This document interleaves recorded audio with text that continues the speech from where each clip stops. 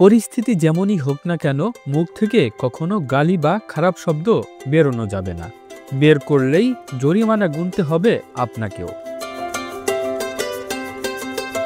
বলা হচ্ছিল ভারতের মহারাষ্ট্রের মুম্বাই শহর থেকে ৩০০ কিলোমিটার দূরে অবস্থিত ছোট্ট গ্রাম সোন্ডালের কথা। ভারতীয় সংবাদ মাধ্যম এনডিটিভি জানায় ২০১১ সালের জনগণনা অনুযায়ী সোন্ডাল গ্রামে বসবাস করত ১,৮০০ মানুষ।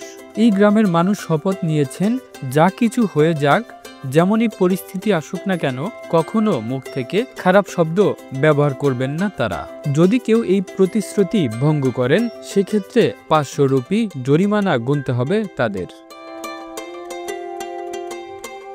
সংবাদ সংস্থা পিটিআইকে দেয়া সাক্ষাৎকারে গ্রামের প্রধান শরৎ আরগরে বলেন, আমরা আমাদের গ্রামের নারীদের মর্যাদা ও আত্মসম্মান রক্ষার্থে পঞ্চায়েতে এই প্রস্তাব পেশ করি।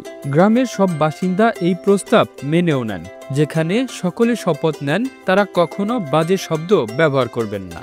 এমনটা করলে ৫০০ রুপি জরিমানা দিতে হবে। এরপর থেকেই গ্রামে গালিগালাজ দেওয়ার ঘটনা পুরোপুরি বন্ধ হয়ে গেছে।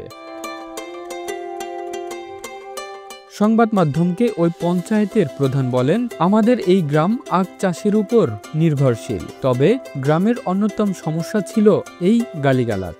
কারো সঙ্গে ঝগড়া হলে মা বোনকে উদ্দেশ্য করে ঘৃণ্য গালি দেয়া হতো। অথচ এরা ভুলে যান যে অন্যের মা বোনকে গালি দিয়ে নিজের পরিবারকেও অসম্মান করছেন তারা। এই ঘটনায় লাগাম টানতেই আমরা সকল গ্রামবাসী মিলে এই সিদ্ধান্ত নিয়েছিলাম।